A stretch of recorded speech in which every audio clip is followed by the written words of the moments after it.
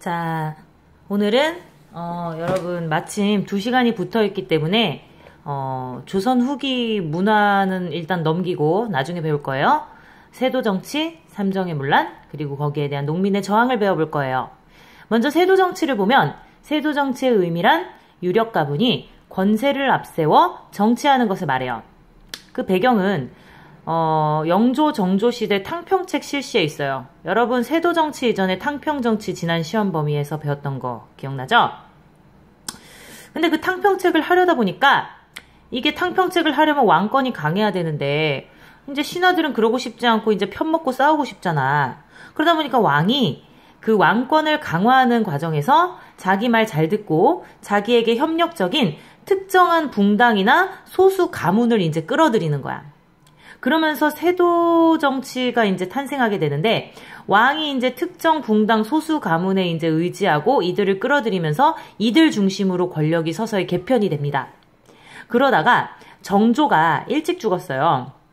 그리고 정조가 일찍 죽으니까 그 후계자인 순조가 어린 나이에 왕위에 오르게 되는데 그때 이제 정조가 순조의 장인이자 그리고 순조 부인의 아버지 즉 장인인 김조순이라는 신하에게 내 아들을 잘 부탁하네 이렇게 된 거야.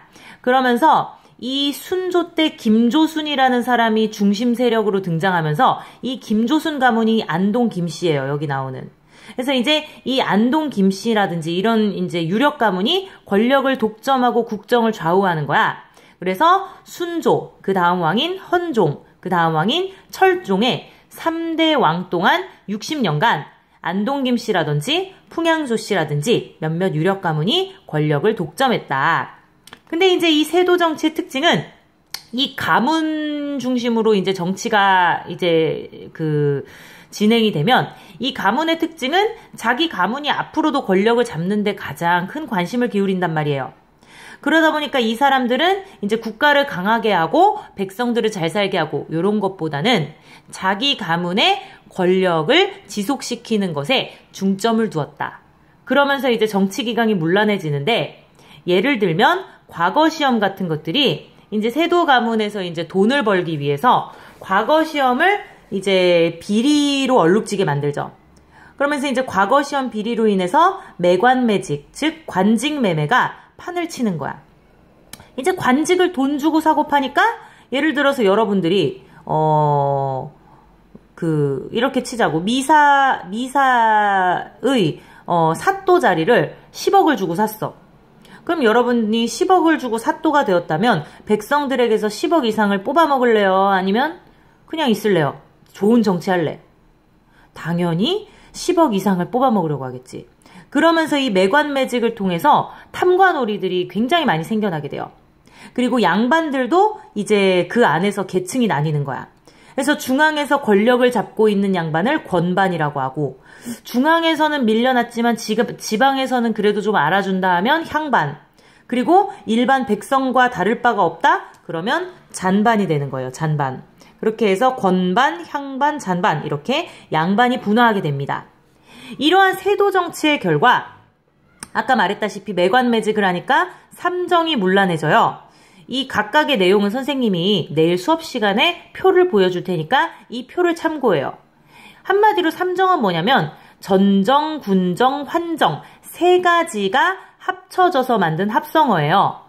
전정이라는 것은 토지에 대한 세금을 말하고 군정이라는 것은 군역에 대한 세금을 말하고 환정은 다른 말로 환곡이라고 하는데 환곡이라는 표현을 좀 더 많이 사용했어요.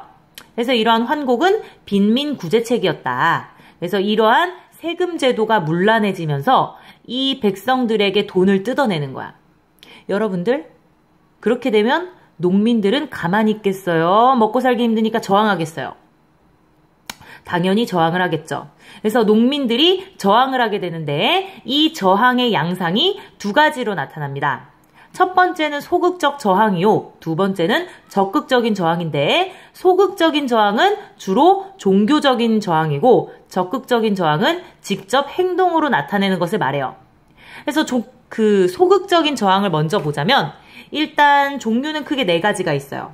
그래서 첫 번째로는 도참이 있는데 이 도참 사상은 예언 사상이랑 같은 말이야.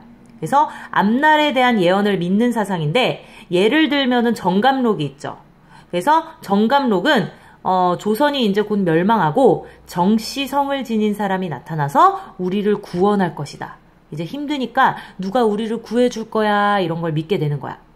넘어가서 두 번째 미륵신앙은 하늘에서 미륵 부처가 나타나서 민중들을 구제해준다. 그런 신앙이에요. 요것도 내가 힘드니까 누가 나타나서 구해줄 거야 이러면서 나타나는 거야. 한마디로 약간 사이비 종교 같은 게 유행하면서 사람들의 마음을 달래고 오히려 이제 그들을 혹하게 만들었다. 이런 내용이죠.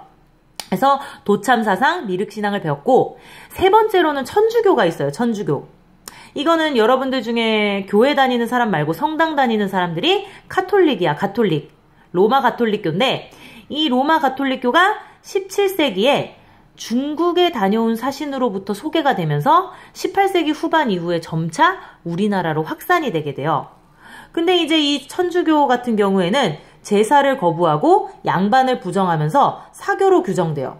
그렇지만 이제 평등 사상을 이제 주장하였고 선교사들이 늘어나면서 확산이 되게 되었고 마지막으로 동학을 보면 의미는 천주교나 서학에 반발해서 서학이 아닌 그 반대 개념인 동학으로 최재우라는 사람이 만든 종교고 최재우가 일대 교주예요. 성격은 낡은 사회를 개혁하려는 반봉건 그리고 외세 접근에 반대하는 반외세의 성격을 지니고 있고 그 내용을 보면 유교, 불교, 도교, 민간신앙이 합쳐져 있으며 모든 인간은 평등하다는 인내천 사상을 주장하였고 신분차별이라든지 노비제에 반발하였고 여성과 어린이를 존중하자는 주장을 했어요. 이에 대해서 정부는 백성들을 혹하게 만들어서 괴롭힌다 이러면서 최재우를 처형했지만 그 2대 교주인 최시영의 활동으로 오히려 동학의 교세는 확장됩니다. 이 최시영이 어떤 책을 썼냐면 동경대전이라든지 용담유사와 같은 책을 썼어요. 적극적 저항은 조금 이따가 동영상 2탄을 올릴게요.